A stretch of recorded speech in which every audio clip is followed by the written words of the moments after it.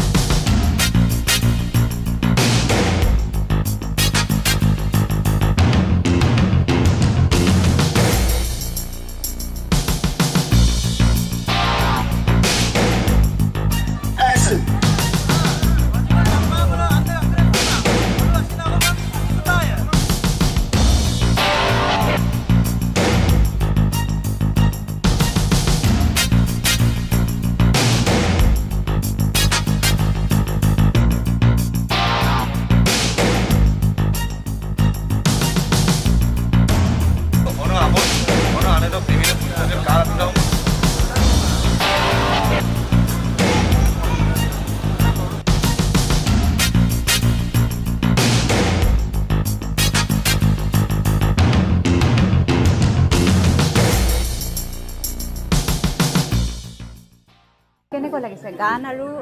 Cinema কৰাৰ মাজত কি ডিফাৰেন্স পাইছা তুমি থ্যাংক ইউ বাকি ভেৰি এক্সাইটেড আজি বহুত এক্সাইটেড হৈ আছোঁ আৰু গান প্ৰথম মোৰ পৰিচয় গানেৰে মোৰ পৰিচয়টো বাকী অভিনয়টো ট্ৰাই কৰি আছোঁ চেষ্টা কৰি আছোঁ ভাল পাওঁ যিহেতু কালচাৰটো ভাল পাওঁ কাৰণে গানো ভাল পাওঁ অভিনয়ো ভাল পাওঁ আৰু শিকি আছোঁ আৰু প্ৰথম আনৰ প্ৰডাকশ্যনত কৰা মা অঞ্জলি প্ৰডাকশ্যন প্ৰথমবাৰৰ কাৰণে কৰিছোঁ বাকী মই নিজৰ প্ৰডাকশ্যনত কৰোঁ কিন্তু সত্যতাই ক'লে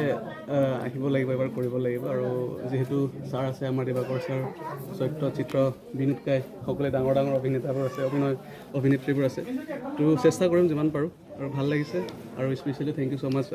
সত্য কাই মা অঞ্জলি প্ৰডাকশ্যন মোক চান্স দিয়াৰ বাবে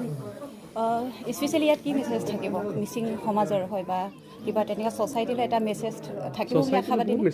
মেছেজ আছে বাকী আমাৰ প্ৰডাকশ্যনৰ মানুহ বেছি গম পাব বাকী মই স্ক্ৰিপ্টটো চালোঁ স্ক্ৰিপ্টটো ভাল লাগিছে কাৰণে আমি চবেই আহিছোঁ আৰু ডেফিনেটলি আপোনালোকে ভাল পাব আৰু মেছেজ যথেষ্টখিনি আছে আপোনাৰ ৰোলটো কি মোৰ অলপ ডিফাৰেণ্ট বাকী মই এইবাৰ বেলেগ এটা কেৰেক্টাৰ আপোনালোকে দেখা পাব আপোনালোকে দেখা পাব অলপ চিভিল ছাৰ্ভিচৰ কেৰেক্টাৰ প্লে কৰিছোঁ গান অকণমান গাবা নি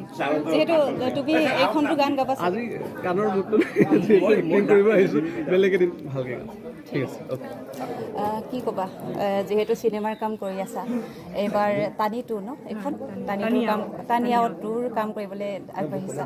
এই মুহূৰ্তত কি অনুভৱ হৈছে বহুত এক্সাইটেড হৈ আছোঁ লগতে যিহেতু আমি এতিয়া টিম হয় নিজৰ কেৰেক্টাৰ এটাও আছে এটা দায়িত্ব আছে বুলি ক'ব লাগিব সেই দায়িত্বটো পালন কৰিব লাগিব আৰু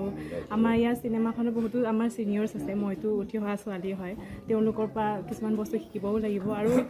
প্ৰথমবাৰৰ বাবে সত্যজিৎদাৰ মা অঞ্জলি প্ৰডাকশ্যনত কাম কৰিম সেইবাবে আৰু এক্সাইটেড হৈ আছোঁ ৰোলটো কি ৰোল মোৰ এতিয়া ছাছপেন্সত ৰখাটো ভাল হয়নে আগতে যি মোক ৰাইজে দেখি আহিছে তাতকৈ অকণমান বেলেগ হয় থেংক ইউ আপোনাক এইবাৰ প্ৰথম দেখিম চাগে নে আগতো কৈছে প্ৰথম বুলি নহয় মোৰ 16 নম্বৰ চিনেমা হয় এইখন আৰু চৈতৰ লগত ফাৰ্ষ্ট হয় সেইটো কাৰণে ভাল লাগিছে নতুন আৰ্টিষ্টৰ লগত এতিয়া আমাৰ ভণ্টিৰ লগত কাম কৰিবলৈ পাওঁ আৰু বহুত তেনেকৈ পুৰণি আৰ্টিষ্ট আছে আৰু আমাৰ বিশেষকৈ দিবাকৰ দাৰ নিজে লিখা এটা ফিল্মত আকৌ কাম কৰিবলৈ পাই বহুত ভাল লাগিছে। ধন্যবাদ। এইবাৰ নতুন মুখ নিচিনা লাগিছে, কেনেকুৱা লাগিছে এক্সপিৰিয়েঞ্চ? প্ৰথমেতো নমস্কাৰ, থেংক ইউ ছ' মাছ আপোনালোক ইয়ালৈ অহাৰ বাবে। টানি আও বুলি ক'লে আমাৰ আগৰ পৰা এটা আৱেগ জড়িত হৈ আছে আৰু টানি আওটো এটা নতুন চিন্তাধাৰা আৰু নতুন পৰিকল্পনাৰে নিৰ্মিত এটা নতুন চিনেমা হ'ব, জাতীয়তাবাদী আৰু এটা পেট্ৰিয়টিজিম চিনেমা হ'ব। এই চিনেমাত আচলতে আমাৰ অধিকাৰ, আমাৰ প্ৰাপ্য অৰ্থাৎ আমাৰ পৰিচয় বহন কৰা এক জাতীয়তাবাদী চিনেমা হ'ব। আৰু মোৰ অভিনয় জগতত মোৰ কোনো এক্সপিৰিয়েঞ্চ নাই, যিহেতু মোৰ প্ৰফেশ্যন বেলেগ, কিন্তু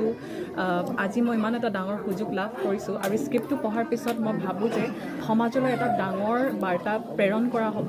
আৰু এক ফুলি পেট্ৰিয়টিজিম মুভি হ'ব। আৰু মই বিশ্বাস কৰোঁ যে আমি যি উদ্দেশ্য লৈ এই চিনেমাটো নিৰ্মাণ কৰিছোঁ, সমাজে যদি সেইটো পায়, অবভিয়াছলি এই মেছেজটোৱে বহুত ডাঙৰ এটা শিক্ষা দিব বুলি মই ভাবোঁ। And we are very grateful. এইখন মানে কমাৰ্চিয়েল নে ডকুমেণ্টাৰী চিনেমা? মই আচলতে ডকুমেণ্টাৰী বুলি ক'ব নাযাওঁ, কমাৰ্চিয়েল বুলি ক'ব নাযাওঁ। আচলতে আমাৰ উদ্দেশ্য জাতিক লৈ এটা আৱাৰনেছ স্প্ৰেড কৰা, এটা মেছেজ স্প্ৰেড কৰা। বাকী কমাৰ্চিয়েল বুলি আমি মনেৰে ভাবি চিনেমা নিৰ্মাণ নকৰোঁ। সমাজে এইটো আমাৰ চিনেমাটো যদি ভাল হৈছে তেতিয়াহ'লে সমাজে মৰম দিব, আৰু মৰম বেছি হ'লে আল্টিমেটলি এইটো নিজে কমাৰ্চিয়েল হৈ যায়, কিন্তু উদ্দেশ্য কমাৰ্চিয়েল নহয়। Thank U.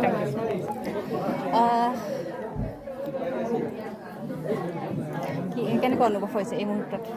যিহেতু পামে আপোন লেকতাত সফল হৈছে অভিনয় কৰি? এইবাৰ কি আশা কৰিছা? সকলোকে নমস্কাৰ জনালোঁ। প্ৰথম যেতিয়া ফিল্ম এখন আপোনাৰ মেকিং কৰা হয় তেতিয়াতো এটা অলপ নাৰ্ভাছ বা সেই কনফিডেণ্টটো অলপমান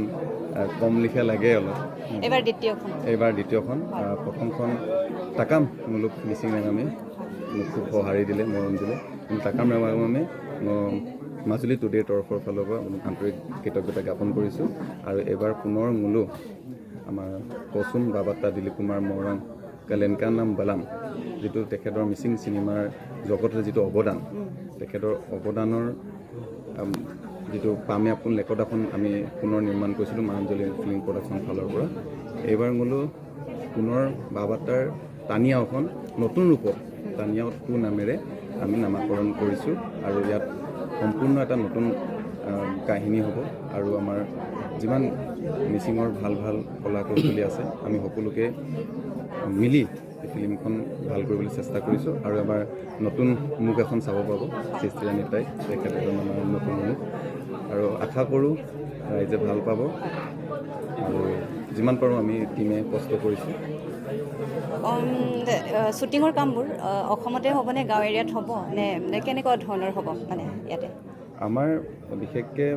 টানি আও 2খন আমি যিমান পাৰোঁ এটা ৰেট্ৰ' লুক ৰাখিবলৈ বিচাৰিছোঁ। আমাৰ গাঁৱৰ যিটো পৰিৱেশ, এই গাঁৱৰ পৰিৱেশখিনি আমি কিমান ধুনীয়াকৈ, আৰু আমাৰ পুৰণি যি ৰীতি নীতি নিয়ম আছিলে গোটেইখিনি এই ফিল্মৰ জৰিয়তে যিমান পাৰোঁ ধুনীয়াকৈ, যে আমাৰ মিচিং মানুহৰ সকলোৱে জানে, আমাৰ মিচিং মানুহ সকলোৱে জানে যে আমাৰ কালচাৰটো কেনেকুৱা, বা আমি কেনেকুৱা আমাৰ কাপোৰ পিন্ধা বা আমি থকা ষ্টাইল কেনেকুৱা চবেই জানে ন। সেইখিনিকে আমি যিমান পাৰোঁ ধুনীয়া কৰি এটা ষ্টেট লেভেলত, ইণ্টাৰনেশ্যনেল লেভেললৈ লৈ যাবলৈ আমি চেষ্টা কৰিম। আমাৰ নিজৰ থলুৱা কাহিনী, আমাৰ থলুৱা গোটেই আমাৰ ট্ৰেডিশ্যনেল নীতি নিয়ম যিমানখিনি আছে আমি সেইখিনিকে এটা ফিল্ম ৰূপত উলিয়াইছোঁ, যিটো আপোনাক কৈছে যে আমাৰ অস্তিত্ব, আমাৰ অধিকাৰ গোটেইখিনি সেই ফিল্মত জৰিয়তে ৰাইজে চাব পাব, উপভোগ কৰিব পাৰিব। ইয়াত বহুতো মেছেজ আছে। ডকুমেণ্টাৰী টাইপ হ'ব মানে? একজেক্টলি মই ডকুমেণ্টাৰী বুলি নকওঁ, কিন্তু এটা আমাৰ মিচিঙৰ এটা হিষ্ট্ৰী ইয়াত জড়িত হৈ আছে। আৰু সেই যিমান পাৰোঁ আমি নিজস্বতাটো ৰাখি ফিল্মখন ৰাইজৰ মাজলৈ নিবলৈ, আৰু আমি ডাব কৰাৰো চেষ্টা কৰিম, ডাব কৰাও কৰিম, 2-3টা ভাষাত আমি ডাব কৰিম। তো আমাৰ ফিল্মখন নেশ্যনেল লেভেলত, ইণ্টাৰনেশ্যনেল লেভেললৈ মানুহে চাব পৰাকৈ, যে আমাৰ ট্ৰেডিশ্যনেলটো কিমান ধুনীয়া, বা কি পৰিৱেশ হয়, প্ৰাকৃতিক সৌন্দৰ্য কেনেকুৱা, থকা মেলা, আমাৰ কাপোৰ, গোটেইখিনি আমি ফিল্মৰ জৰিয়তে এটা নতুন ৰূপত, নতুন কাহিনীৰে ৰাইজৰ মাজলৈ লৈ যাম। ধন্যবাদ। আপোনাৰ ওচৰলৈ আহিছোঁ। আপুনি যিহেতু এই জগতখনত আপুনি বহুত পুৰণি মানুহ, আৰু আপোনাৰ চিনেমা বুলি ক'লে মিচিং ৰাইজে বহুত ভাল পায়।